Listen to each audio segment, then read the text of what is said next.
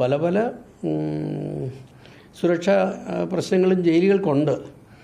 പ്രധാനമായിട്ടും ജയിലുകൾ വളരെ പഴയതാണ്, over ക്രൗഡഡാണ്, jail staff കുറവാണ്, അങ്ങനെ പല പല പരിമിതികളും ഉണ്ട്. അപ്പോൾ സമഗ്രമായ ജയിൽ പരിഷ്കരണമായിരിക്കില്ല ഞങ്ങളുടെ ഫോക്കസ്. ഞങ്ങൾ ജയിലിലെ സുരക്ഷ, പ്രതികളുടെ സുരക്ഷ, അതിന് ഇലക്ട്രോണിക് ഡിവൈസസ് വലിയൊരു സഹായമാണ്. പിന്നെ ജയിലുകളുടെ മോഡേണൈസേഷൻ വലിയ ആവശ്യമാണ്. ഇതിപ്പം 100 കൊല്ലത്തിൽ കൂടുതൽ പഴക്കമുള്ള ജയിലുകളാണ്. പ്രധാന സെൻട്രൽ ജയിലുകൾ തിരുവനന്തപുരം, കണ്ണൂർ, ഇവിടുന്ന് ജയിൽ ചാടി സ്ഥലം, അതുപോലെ വിയ്യൂർ. അപ്പം പ്രധാന ജയിലുകളൊക്കെ വളരെ പുരാതനമായ ബിൽഡിങ്സും ഡൈലാപ്പിഡേറ്റഡ് കണ്ടീഷനുമാണ്. തടവുകാരുടെ സുരക്ഷയുടെ മാത്രമല്ല, അവരുടെ ജീവന് പോലും ഹാനി വരാം കെട്ടിടങ്ങളോ ഇടിയോ വല്ലതും ചെയ്തിട്ടുണ്ടെങ്കിൽ. ഈ മാസം അവസാനത്തിന് മുമ്പ് റിപ്പോർട്ട് കൊടുക്കാനാണ് സമയം തന്നേക്കണേ. ഈ മാസം തന്നെ റിപ്പോർട്ട് കൊടുക്കും. റിപ്പോർട്ട് എഴുതിക്കൊണ്ടിരിക്കുകയാണ്. അതുമാത്രമല്ല, ഞങ്ങൾ ജയിൽ സന്ദർശനമൊക്കെ കഴിഞ്ഞു. ജയിൽ ഒഫീഷ്യലുമായിട്ട് എല്ലാവരുമായിട്ട് ചർച്ചയൊക്കെ നടത്തി. ഇനിയിപ്പം റിപ്പോർട്ട് എഴുതി ഞാനും ഇവിടുത്തെ മെമ്പർ ജേക്കബ് പുന്നൂസിങ്ങോട്ട് റിപ്പോർട്ട് എഴുതി കൊടുത്താൽ മതി. അത് തയ്യാറായിക്കൊണ്ടിരിക്കുകയാണ്. 3 മാസം തീർച്ചയായിട്ടും കൊടുക്കും. ഈ ജയിൽ ചാട്ടവുമായിട്ട് ബന്ധപ്പെട്ട ആ സമയം ഉയർന്ന ആരോപണം ജയിലിൽ സുരക്ഷാ വീഴ്ച വന്നു, ജയിലിൻ്റെ ബാക്കിയുള്ള കാര്യങ്ങൾക്ക് സുരക്ഷയെ കുറിച്ചൊക്കെ വലിയ ആരോപണം ഉയർന്നായിരുന്നല്ലോ. ജയിലിൻ്റെ സുരക്ഷ വീഴ്ച ഉണ്ടായിട്ടുണ്ട്. കാര്യം വെച്ചാൽ ഗോവിന്ദച്ചാമി തന്നെ എസ്കേപ്പ് ചെയ്തത് നല്ല ശ്രമം നടത്തി ജയിൽ സെല്ലിൻ്റെ ഡോറിൻ്റെ ഇരുമ്പഴി അറുത്ത് മാറ്റിയാണ് പുള്ളി എസ്കേപ്പ് ചെയ്തത്. അപ്പോൾ അത് ഒരു ജയിൽ ഉദ്യോഗസ്ഥരുടെ വീഴ്ചയാണ്. അവരെ ശ്രദ്ധയിൽപ്പെട്ടില്ല. പിന്നെ 2, അതുപോലൊരു ടൂള്, ഒരു ജയിലിൻ്റെ മുറിയുടെ കമ്പി അറുത്ത് മാറ്റാൻ പറ്റിയ ടൂള് ഒരു പ്രതിക്ക് കിട്ടുക എന്ന് പറഞ്ഞാൽ തീർച്ചയായിട്ടും വീഴ്ചയാണ്. പല പല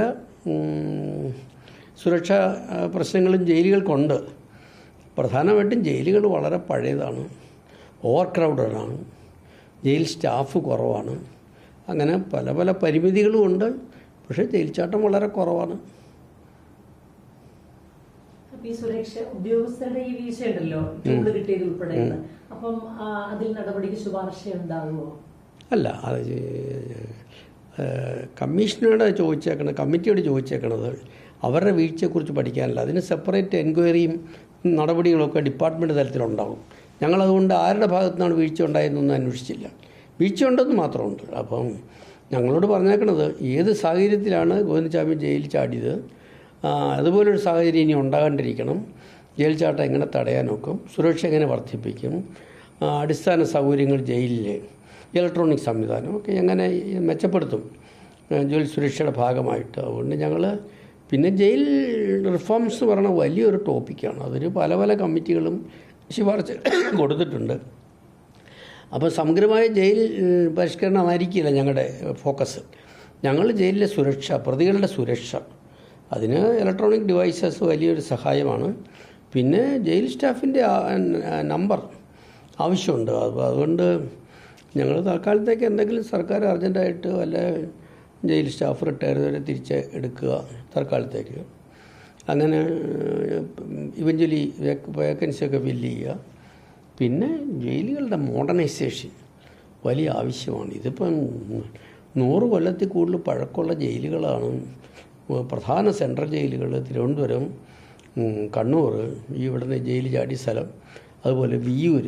അപ്പം പ്രധാന ജയിലുകളൊക്കെ വളരെ പുരാതനമായ ബിൽഡിങ്സും ഡൈലാപ്പിഡേറ്റഡ് കണ്ടീഷനുമാണ്. പ്രതികളുടെ, തടവുകാരുടെ സുരക്ഷയുടെ മാത്രമല്ല, അവരുടെ ജീവന് പോലും ഹാനി വരാം കെട്ടിടങ്ങളോ ഇടിയോ വല്ലതും ചെയ്തിട്ടുണ്ടെങ്കിൽ. അതുകൊണ്ട് ദീർഘകാലാടിസ്ഥാനത്തിൽ ജയിലുകൾക്ക് വലിയ മാറ്റങ്ങൾ വരുത്തണം. പുതിയ ജയിലുകൾ, മോഡേൺ ജയിലുകൾ ഉണ്ടാക്കണം. അപ്പോൾ അങ്ങനെ പല പല ശുപാർശകളുമുണ്ട്. ഗവൺമെൻറ്റാണ് പഠിച്ച് ശുപാർശ നടപ്പാക്കണ്ടേ. പിന്നെ ജയിലിലെ ഇലക്ട്രോണിക് സംവിധാനത്തിന് വേണ്ടി ട്രിവാൻഡ്രം സെൻട്രൽ ജയിലിലൊക്കെ ക്യാമറകളുണ്ട്. എല്ലാ ജയിലിലും വീഡിയോ ക്യാമറകളുണ്ട്, CCTV ക്യാമറകളുണ്ട്. ആ ക്യാമറകളും മോഡേൺ AI അസിസ്റ്റഡ് സെൻസേഴ്സും എല്ലാം. അപ്പോൾ ഞങ്ങൾ കെൽട്രോണിൻ്റെ അസിസ്റ്റൻസ് എടുക്കാനാണ് പറഞ്ഞേക്കണത്. കെൽട്രോണുമായിട്ട് ഞങ്ങൾ സംസാരിച്ചു. അപ്പം ഒരു എല്ലാ രീതിയിലും എങ്ങനെ പ്രതികളെ, അല്ല തടവുകാർ ജയിലിൽ സംരക്ഷിക്കണം, എങ്ങനെ അവരുടെ ജയിൽ ചാട്ടം തടയാൻ നോക്കും, അതിനെക്കുറിച്ച് ഫോക്കസ് ചെയ്തുമാണ് റിപ്പോർട്ട് എഴുതി ഉണ്ടാക്കാൻ. ഈ ഇലക്ട്രോണിക് ഡിവൈസസ് വയ്ക്കുന്നതിനാണ് കെൽട്രോണിന്റെ സഹായം കൂടെ ശുപാർശ ചെയ്തിരിക്കുന്നത്. അതെ, കെൽട്രോണാണ് ഇപ്പോൾ തന്നെ CCTV ക്യാമറാസ് ഇൻസ്റ്റാൾ ചെയ്തേക്കണേ. പിന്നെ ജയിലുകളിലൊക്കെ കണ്ണൂരൊക്കെ മരങ്ങൾ നിറഞ്ഞ് നിൽക്കുകയാണ്. മരം വെട്ടാൻ പരിസ്ഥിതി പ്രവർത്തകർ സമ്മതിക്കില്ല. മരത്തിൻ്റെ കമ്പുകളിങ്ങനെ താഴ്ന്നു നിൽക്കുന്നതുകൊണ്ട് ഏരിയൽ വ്യൂ ഒക്കെ അഫക്റ്റഡ് ആകുകയാണ് ക്യാമറയുടെ. അപ്പോൾ ഒത്തിരി പ്രശ്നങ്ങളുണ്ട്. പിന്നെ ജയിലിലെ മതിലുകളൊക്കെ പഴയ മതിലുകൾ, പിന്നെ ജയിലിലും മതിലിൻ്റെ മുകളിലുള്ള ഇലക്ട്രിക് ഫെൻസിങ്, അങ്ങനെ ഒത്തിരി കാര്യങ്ങൾ ചെയ്യണം. പിന്നെ ജയിൽ ഉദ്യോഗസ്ഥരുടെ ഒരു വീഴ്ചകൾ ഉണ്ടാകാണ്ടിരിക്കുക. പിന്നെ ജയിലിൽ നിരോധിത ഉൽപ്പന്നങ്ങൾ, മൊബൈൽ ക്യാമറയുടെ ഉപയോഗം അത് തടയുക. അതുപോലെ പിന്നെ അതൊക്കെ ഉണ്ട്, അതൊക്കെ വാസ്തവമാണല്ലോ. ഏതൊക്കെ രീതിയിലാണ് അതൊക്കെ സ്മഗിൾ ചെയ്യണേ അതൊക്കെ ശ്രദ്ധിക്കണം. ഞങ്ങൾ അതിനൊക്കെ എല്ലാം മുൻകരുതലുകൾ എടുക്കാൻ ജയിൽ ഉദ്യോഗസ്ഥർക്ക് നിർദ്ദേശം കൊടുക്കാനാണ് ശുപാർശയായി പോണേ. ലഹരി വസ്തുക്കളുടെ ഉപയോഗവും അതുപോലെ തന്നെ അവിടെ മൊബൈൽ ഫോൺ കിട്ടുന്നതൊക്കെ. പിന്നെ ലഹരി പ്രതികളെ വെളിയിൽ കൊണ്ടുപോകുന്നുണ്ടല്ലോ. വീഡിയോ കോൺഫറൻസിങ്ങൾ വലിയ രീതിയിൽ ആവശ്യമില്ലാത്ത ജയിലിൽ നിന്ന് പ്രതികളെ കോടതിയിൽ ഹാജരാക്കേണ്ട സ്ഥിതിയുണ്ട്.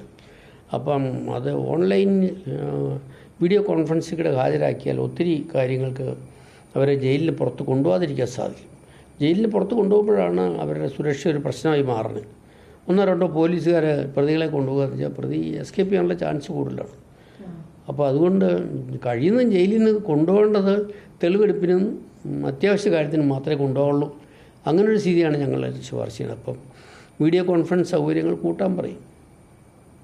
അപ്പോൾ എല്ലാ രീതിയിലും സുരക്ഷ ഏത് ഭാഗത്തു നിന്നാണ് വീഴ്ച ഉണ്ടാകാൻ സാധ്യതയുള്ള അത് പഠിച്ച് ശുപാർശ ചെയ്യണേ. ലഹരി, മൊബൈൽ ഫോണ്, പിന്നെ ഇലക്ട്രോണിക്സ് ഡിവൈസസ് കൂടുതൽ ഉപയോഗിക്കുക, പിന്നെ ബാക്കി ഉദ്യോഗസ്ഥരുടെ സ്ട്രെങ്ത് വർദ്ധിപ്പിക്കുക. ജയിലിൽ നിന്ന് തുറന്നു വിട്ടാലും പോയില്ലാത്ത പ്രതികളുണ്ട്. ജയിൽ അങ്ങനെ വളരെ സൗഹൃദമായിട്ടുള്ളൊരു സ്ഥലമായി മാറി, തടവുകാർക്ക് സൗഹൃദമായിട്ടുള്ള സ്ഥലമായി മാറി.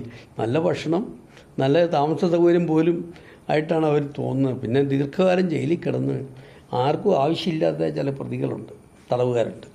അവർക്ക് നാട്ടിലേക്ക് ചെന്നാൽ ഒന്നുമില്ല ആശ്രയിക്കാൻ. ജയിലിൽ നിത്യ ജോലി കിട്ടുന്നു, വേതനം കിട്ടുന്നു, ഭക്ഷണം കിട്ടുന്നു, താമസം കിട്ടുന്നു, ചികിത്സ കിട്ടുന്നു, പിന്നെന്നാ വേണ്ടതെന്ന് അവർ ചോദിക്കുന്നത്. അതുകൊണ്ട് ജയിൽ തടവുകാരുടെ സൗഹൃദമാക്കി മാറ്റിയാൽ അവർ പോകാൻ സാധ്യതയില്ല. അപ്പോൾ പല പല സാഹചര്യങ്ങളുണ്ട് ജയിൽ തടവുകാർ. അപ്പോൾ ഗവൺമെൻറ് ഇപ്പം തടവുകാരുടെ വേതനമൊക്കെ കൂട്ടിയല്ലോ, വളരെ നല്ല രീതിയിൽ കൂട്ടി. അങ്ങനെ കൂട്ടിയാൽ, പക്ഷേ അവർക്ക് വേതനം കൂട്ടിയാൽ അതിന് മാത്രം കൊടുക്കാൻ ജോലിയില്ല. അപ്പോൾ ഞങ്ങളുടെ ഒരു വലിയ ആശയം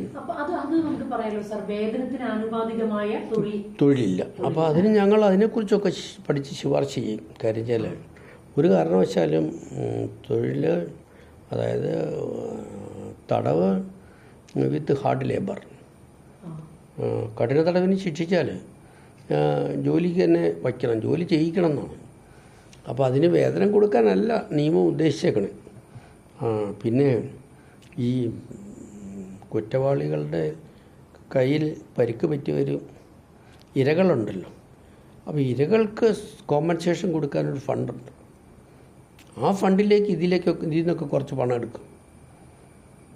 അപ്പം പിന്നെ ഇവർക്ക് മത്സ്യം, മാംസം എല്ലാം ജയിലിൽ കൊടുക്കുന്നുണ്ട്.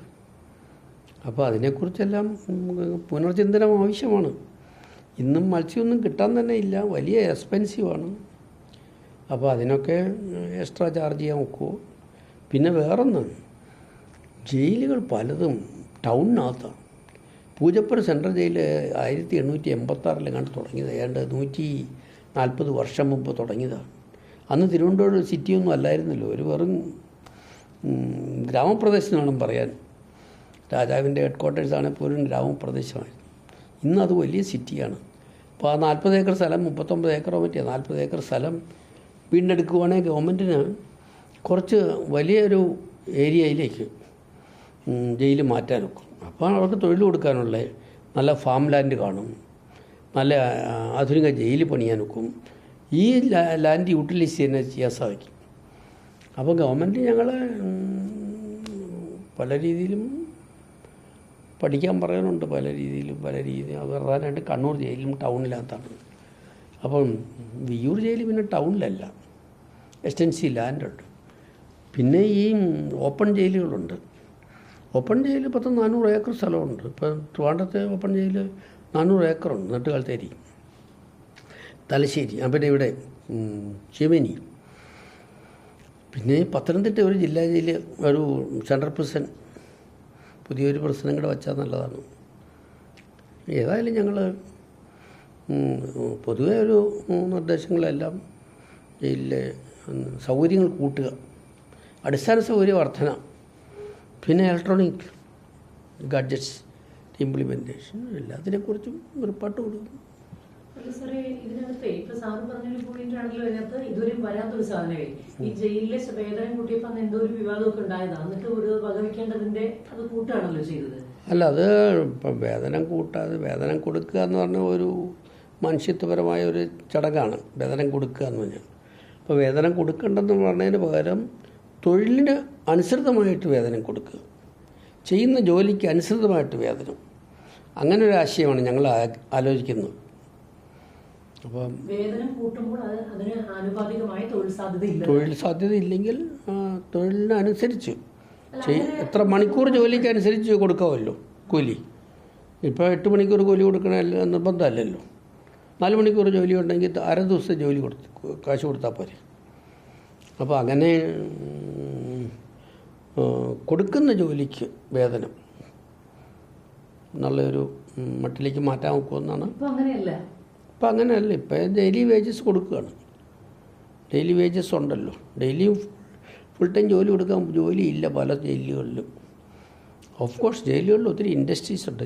ചപ്പാത്തി കറിയൊക്കെ ഉണ്ടാക്കി കൊടുക്കുന്നുണ്ട്, വലിയൊരു കച്ചവടമാണ് അവർക്ക്.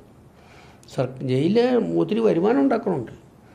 ജയിലിൽ ഫാമുണ്ട്, പിന്നെ പോൾട്രി ഫാമുണ്ട്, ഡയറി ഫാമുണ്ട്, കാർപ്പൻട്രി യൂണിറ്റ് ഉണ്ട്, വീവിങ് യൂണിറ്റ് ഉണ്ട്, അത്ര ഇൻഡസ്ട്രി യൂണിറ്റും പ്രൊഡക്ഷനും ഒക്കെ ഉണ്ട്.